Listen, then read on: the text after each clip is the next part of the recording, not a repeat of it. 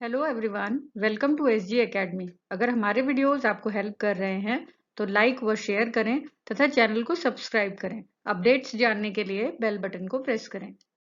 इस लेक्चर में हम क्रिटिकल सेक्शन प्रॉब्लम के हार्डवेयर सॉल्यूशन के बारे में डिस्कस करेंगे। हम ये भी देखेंगे कि टेस्ट एंड सेट इंस्ट्रक्शंस की मदद से कैसे क्रिटिकल सेक्शन प्रॉब्लम को सॉल्व किया जाता है। कई सिस्टम हार्डवेयर सपोर्ट प्रोवाइड करते हैं क्रिटिकल सेक्शन इम्प्लीमेंटेशन के लिए। ये जितने भी सोल्यूशन है हार्डवेयर बेस्ड, ये सब लॉकिंग आइडिया पे काम करते हैं। लॉकिंग मीन्स कि हम थ्रू लॉक्स क्रिटिकल रीजन्स को प्रोटेक्ट करते हैं। जिस भी प्रोसेस के पास ये लॉक होता है वही केवल क्रिटिकल सेक्शन में जा पाता है। यूनिप्रोसेसर के लिए अगर हम कहें तो जब भी यूनिप्रोसेसर एनवायरनमेंट में कोई एक प्रोसेस शेयर्ड वेरिएबल को चेंज कर रहा होता है तो उस समय पर इंटरप्ट्स को डिसेबल कर दिया जाता है। दैट मीन्स अगर कोई कोड रन हो रहा है और वो किसी शेयर्ड वेरिएबल को चेंज कर रहा है तो उस कोड को प्रीएम्पशन फ्री कर दिया जाता है। दैट मीन्स इंटरप्ट्स बीच में अगर आती हैं तो वो रनिंग कोड को इफेक्ट नहीं करती। इंटरप्ट्स को हम डिसेबल कर देते हैं। जबकि अगर मल्टी प्रोसेसर सिस्टम में देखें तो इंटरप्ट्स डिसेबल करना ये बहुत ही इनएफिशिएंट सोल्यूशन है, क्योंकि जब भी कोई प्रोसेस क्रिटिकल सेक्शन में जाता है तो मैसेज पासिंग के थ्रू बाकी सारे प्रोसेसेस को इन्फॉर्म किया जाता है कि एक प्रोसेस क्रिटिकल सेक्शन में है। जब तक वो मैसेज सारे प्रोसेसेस पे पहुंचता है वहां पर डिलेज इंसर्ट हो जाते हैं जो कि सिस्टम की ओवरऑल परफॉर्मेंस को इफेक्ट करते हैं। जो मॉडर्न मैकेनिज्म है एटॉमिक हार्डवेयर इंस्ट्रक्शंस का, उसमें हमारे पास दो ऑप्शंस हैं। या तो हम टेस्ट एंड सेट इंस्ट्रक्शन की मदद से इस हार्डवेयर सपोर्ट को क्रिटिकल सेक्शन के लिए यूज करते हैं, या फिर स्वैपिंग यानी कि swap contents of two memory words, इस मैकेनिज्म के थ्रू हम हार्डवेयर इंस्ट्रक्शंस के थ्रू सिंक्रोनाइजेशन मल्टीपल प्रोसेसेस के बीच में मेंटेन करते हैं। तो इस पूरी लेक्चर में हम टेस्ट एंड सेट के बारे में बात करेंगे। जैसा कि हमने प्रीवियस स्लाइड पे डिस्कस किया था कि कोई भी प्रोसेस अगर क्रिटिकल सेक्शन में जाना चाहता है तो पहले वो लॉक एक्वायर करता है। तो this is the entry condition कि हर एक प्रोसेस पहले लॉक एक्वायर करने की कोशिश करता है। जिस भी प्रोसेस को लॉक मिलता है वो क्रिटिकल सेक्शन में जा सकता है। क्रिटिकल सेक्शन में एग्जीक्यूट करने के बाद प्रोसेस लॉक को रिलीज कर देता है और उसके बाद वो अपने रिमाइंडर सेक्शन में एग्जीक्यूट कर सकता है। So this is the general layout of any hardware synchronization solution for the critical section problem. This is the definition of test and set instruction. Test and set ये जो instruction है इसका return type है boolean. जब भी ये instruction execute होती है तो ये instruction बीच में interrupt नहीं की जा सकती। That means ये atomic operations होते हैं, ये पूरा एक साथ execute होंगे। Now यहाँ पर जैसा हम देख सकते हैं कि एक पैरामीटर पास हो रहा है जिसकी वैल्यू है boolean kind of और जिसका नाम है target। अगर आप देखें तो शुरू में एक बूलियन वेरिएबल है आरवी जिसके अंदर ये टारगेट की वैल्यू स्टोर हो जाती है। टारगेट की नई वैल्यू ट्रू कर दी जाती है और रिटर्न करा दिया जाता है आरवी को। अगर देखें तो हम ये कह सकते हैं कि जो भी टारगेट की वैल्यू होगी वही रिटर्न वैल्यू होगी इस पूरे टेस्ट एंड सेट की, और नई टारगेट वैल्यू को ट्रू सेट कर दिया जाता है। जैसे अगर इनिशियली टारगेट के अंदर फॉल्स पास हुआ, अगर यहाँ से फॉल्स जाता है तो आरवी भी फॉल्स सेट होगा। टारगेट की नई वैल्यू ट्रू हो जाती है और रिटर्न वैल्यू क्या हो जाती है, फॉल्स। ये फॉल्स। नाउ अगर टारगेट के अंदर ट्रू पास किया जाता है तो आरवी के अंदर ट्रू सेट होता है, टारगेट के अंदर वापस ट्रू पुट कर दिया जाता है, बट रिटर्न वैल्यू आरवी की क्या रहती है, जो इनिशियली टारगेट वैल्यू थी, दैट इज ट्रू। तो we can say that this function test and set instruction execute atomically. Atomically मतलब ये बीच में इंटरप्ट नहीं की जा सकती। ये हमेशा वही वैल्यू रिटर्न करती हैं जो कि पैरामीटर के थ्रू पास की जाती है। आप देख सकते हैं जो भी टारगेट की वैल्यू है वही आरवी के थ्रू रिटर्न हो रही है। हमेशा जो भी पास्ट पैरामीटर है यानी कि इस टारगेट नाम के पैरामीटर में हमेशा ट्रू पुट कर दिया जाता है ना। जैसे हमने डिस्कस किया था, with the help of the lock variable जिसका नेचर बूलियन है, या तो वो वैल्यू फॉल्स कंटेन करेगा या ट्रू कंटेन करेगा, हम क्रिटिकल सेक्शन प्रॉब्लम को with the help of hardware synchronization solve करेंगे। इनिशियली जो लॉक है उसके अंदर फॉल्स रखा जाता है। इसका मतलब जो लॉक नाम का वेरिएबल है उसमें इनिशियली हमने फॉल्स रखा है। टेस्ट एंड सेट में हम इस लॉक वेरिएबल को पास करते हैं, यानी कि हम इस लॉक वेरिएबल का एड्रेस, उसकी लोकेशन पास करते हैं और उसमें जो भी वैल्यू पुट होती है वो यहाँ पर टेस्ट एंड सेट कंडीशन के अंदर पास कर दी जाती है। ये एक जनरल लेआउट है प्रोसेस का, जिसको हर एक प्रोसेस जो क्रिटिकल सेक्शन में जाना चाहता है वो इसे एग्जीक्यूट करता है। सबसे पहले test and set instruction lock की इनिशियल वैल्यू पर चलती है। तो अभी क्योंकि इनिशियल वैल्यू लॉक की फॉल्स है तो यही वैल्यू टारगेट के अंदर मैप कर दी जाती है। यहाँ पर आया फॉल्स, तो आप देख सकते हैं आरबी के अंदर आएगा फॉल्स, टारगेट के अंदर ट्रू फिट कर दिया जाता है, यानी कि अब इस पोजीशन पर टारगेट पर ट्रू है, रिटर्न कर दी जाती है फॉल्स वैल्यू। तो जो भी प्रोसेस सबसे पहले लॉक की वैल्यू फॉल्स एक्सेस करता है उसी के लिए test and set false return होता है।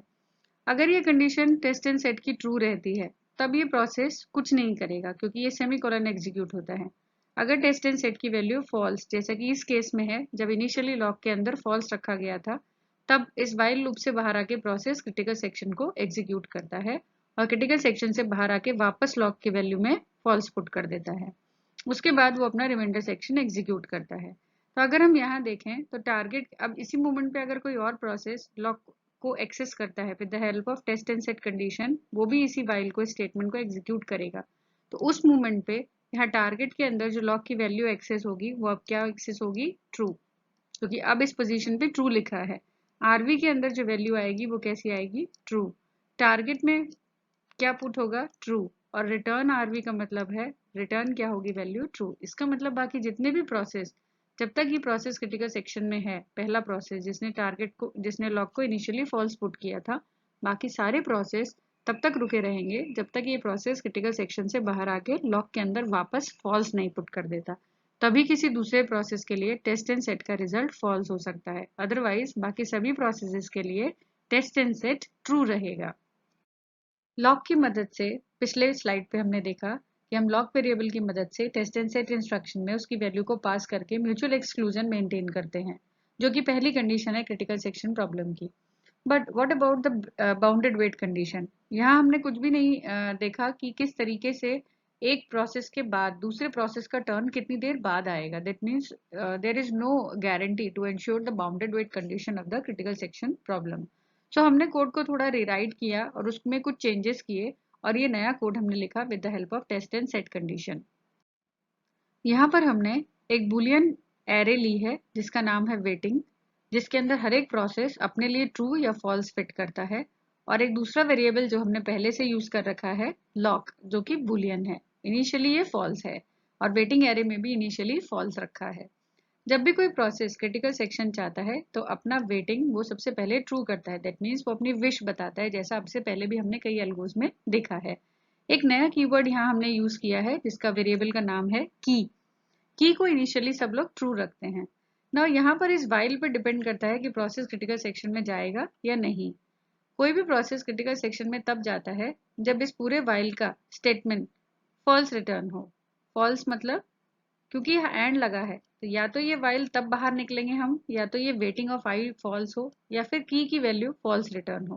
तो इनिशियली क्योंकि की वैल्यू ट्रू है, वेटिंग ऑफ आई भी ट्रू है, तो आप इस वाइल लूप को एग्जीक्यूट करते हैं। यानी कि जो भी प्रोसेस अभी जिसके लिए भी हम ये कोड लिख रहे हैं पीआई प्रोसेस के लिए, वो सबसे पहले की के अंदर टेस्ट एंड सेट को इंस्ट्रक्शन को चेक करता है। की में वो रिजल्ट आएगा जो टेस्ट एंड सेट रिटर्न करेगा। इनिशियली क्योंकि लॉक के अंदर हमने फॉल्स रखा है तो जो भी इनिशियल वैल्यू होती है वही टेस्ट एंड सेट का रिजल्ट होती है। तो इनिशियली जिस भी प्रोसेस के लिए हम ये कोड लिख रहे हैं उसकी की में फॉल्स रिटर्न होगा। जैसे ही की वैल्यू फॉल्स होती है, नेक्स्ट टाइम जब ये वाइल लूप चलेगा तो वेटिंग ऑफ आई ट्रू रहेगी, लेकिन की वैल्यू क्या हो चुकी है? फॉल्स। इसका मतलब ये वाइल लूप टर्मिनेट हो जाएगा। जैसे ही आप की वैल्यू आपको फॉल्स मिलती है और आप वाइल से बाहर आते हैं, ये प्रोसेस अपने वेटिंग को फॉल्स कर देगा। दैट मीन्स अब ये क्रिटिकल सेक्शन में जा सकता है। इस प्रोसेस को क्रिटिकल सेक्शन मिल जाएगा और क्रिटिकल सेक्शन से मिलने के बाद ये पूरा code as an exit condition ये प्रोसेस पीआई एग्जीक्यूट करता है। जो भी पहला प्रोसेस टेस्ट एंड सेट को एग्जीक्यूट करता है विद लॉक फॉल्स वैल्यू, उसी के लिए की वैल्यू फॉल्स आती है और बाकी सारे प्रोसेस वेट करते हैं। जैसा कि हमने पहले भी डिस्कस किया है कि हर एक प्रोसेस दूसरे प्रोसेसेस को भी चेक करता है कि अब क्रिटिकल सेक्शन में जाने का टर्न किसका आ सकता है। तो अगर आप यहाँ देखें तो ये जे में क्या आया है? i+1 mod n। इसका मतलब है अगर ये पीआई प्रोसेस का कोड हमने लिखा है तो आई के बाद जो भी इंडेक्स होंगे, यानी कि i+1, i+2, i plus so on, जितने भी प्रोसेसेस हमने लिए हैं उन सब के लिए हम ये कंडीशन चेक करेंगे कि अब और कौन सा प्रोसेस है पीआई के बाद जो क्रिटिकल सेक्शन में जाना चाहता है। तो हम इसे एक सर्कुलर मैनर में सारे प्रोसेसेस को एक्सेस करेंगे कि कौन सा प्रोसेस नेक्स्ट अब क्रिटिकल सेक्शन में जाना चाहता है। जैसा कि हमने पिछली स्लाइड पे देखा कि जब भी कोई प्रोसेस क्रिटिकल सेक्शन से बाहर आता है वो ये एग्जिट कोड एग्जीक्यूट करता है। यहाँ पर एक वेरिएबल हमने लिया है जे, जो कि बाकी प्रोसेसेस को नोटेट कर रहा है। अब वो बाकी प्रोसेस कौन से हैं ये हम कैसे फाइंड आउट करेंगे, उसके लिए मैंने यहाँ पर एक एग्जाम्पल कोड किया है, जिसमें मेरे पास सपोज 10 प्रोसेस हैं और उस 10 में से इस समय ith प्रोसेस P7 है। दैट मीन्स ये जो कोड लिखा है इसको P7 इस समय एग्जीक्यूट कर रहा है। तो P7 अभी क्रिटिकल सेक्शन से बाहर निकला है and let's see what will happen for the next processes. P7 के बाद जैसे ही आप J की वैल्यू कैलकुलेट करेंगे तो J की वैल्यू यहाँ पर आती है 7 + 1 mod 10। तो जिसका मतलब है कि मेरे पास इस समय J की वैल्यू आएगी 8। इस 8 के लिए हम ये चेक करेंगे कि क्या J की वैल्यू I के बराबर है। तो J की वैल्यू I के बराबर नहीं है क्योंकि I 7 है और J 8 है। क्या वेटिंग ऑफ J ट्रू है, इसका मतलब क्या जो 8th प्रोसेस है वो क्रिटिकल सेक्शन में जाना चाहता है। अगर इन दोनों कंडीशंस में से कोई भी कंडीशन अगर हमारे पास ब्रेक होती है तो हम इस व्हाइल लूप के बाहर आ जाएंगे। लेकिन अगर दोनों कंडीशन ट्रू रहती हैं, यहाँ पर नॉट लगा है, इसको ध्यान दीजिएगा कि यहाँ पर एक नॉट है। अगर ये दोनों कंडीशन ट्रू रहती हैं दैट मीन्स कोई भी ऐसा प्रोसेस एग्जिस्ट नहीं करता जिसकी वैल्यू इस समय आई के बराबर नहीं हुई है और उसके लिए waiting for the critical section is also not true. तो उस केस में हम जे को आगे बढ़ाते रहते हैं। दैट मीन्स हम इस पूरे P8 से लेके वापस P7 तक इस सर्कुलर जर्नी में हम ये चेक करते हैं कि क्या कोई jth प्रोसेस ऐसा एग्जिस्ट करता है जिसके लिए जो i के बराबर भी ना हो और जिसके लिए वेटिंग क्रिटिकल सेक्शन की ट्रू हो। अगर ऐसा कोई प्रोसेस मिलता है तो ये वाइल ब्रेक हो जाएगा और अगर ऐसा प्रोसेस नहीं मिलता है तो हम सिंपली j को आगे बढ़ाते रहेंगे विद दिस कंडीशन। सो 8 के लिए अगर ये कंडीशन वाइल की ट्रू रहती है तो j की जो नई वैल्यू होगी वो 8 + 1 mod 10 यानी कि 9 होगी। जैसे ही हम 10 तक पहुंचेंगे, जब j की वैल्यू 10 होगी तो नेक्स्ट j कैलकुलेट कैसे होगा 10 + 1 mod 10। तो नई वैल्यू 11 नहीं होगी, नई वैल्यू वापस से क्या होगी P1। तो हम सर्कुलर मैनर में प्रोसेसेस को चेक करते हैं कि क्या कोई प्रोसेस ऐसा एग्जिस्ट करता है जिसके लिए waiting for critical section true है। अब इस वाइल लूप से जब हम बाहर आते हैं तो या तो हमारे पास फर्स्ट कंडीशन ब्रेक हुई हो या फिर second.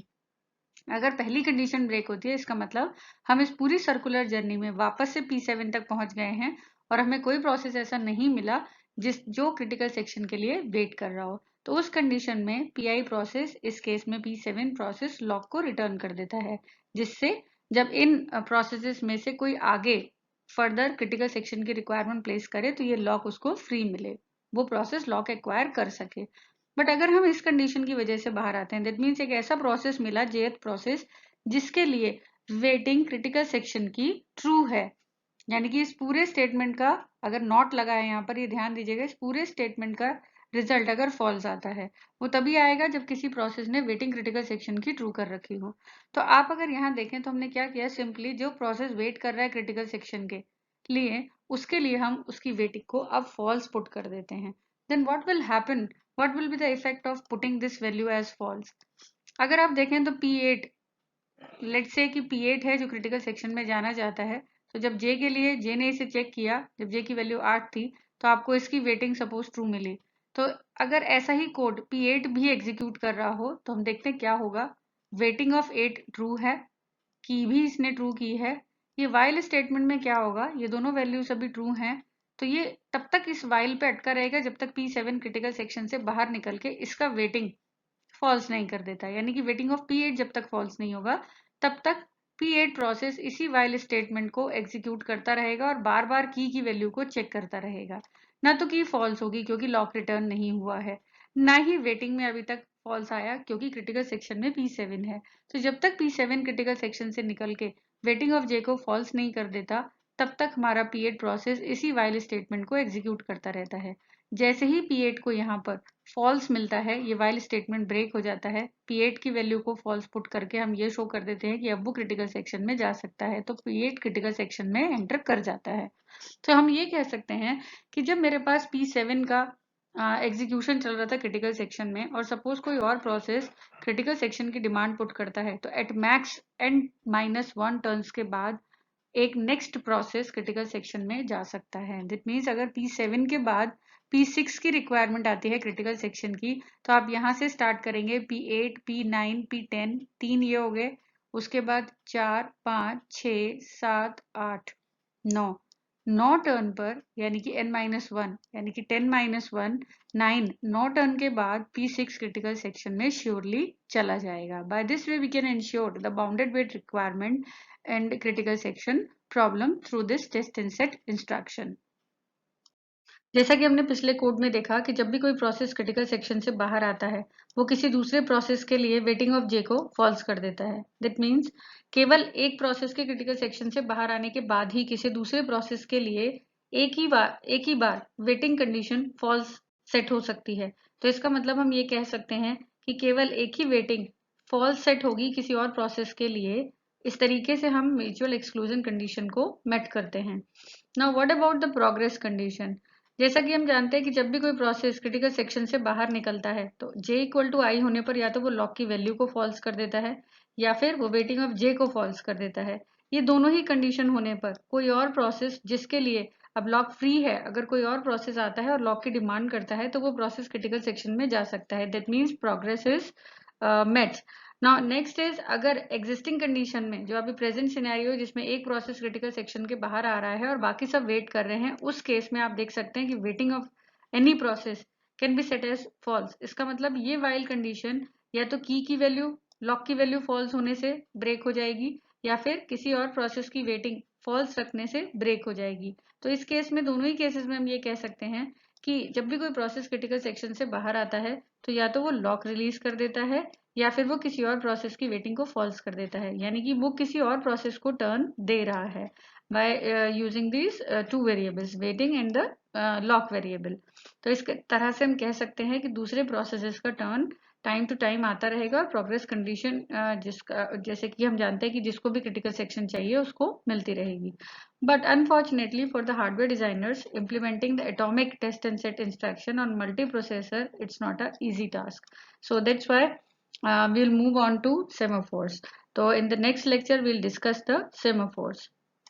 So this is all for the test and set instructions.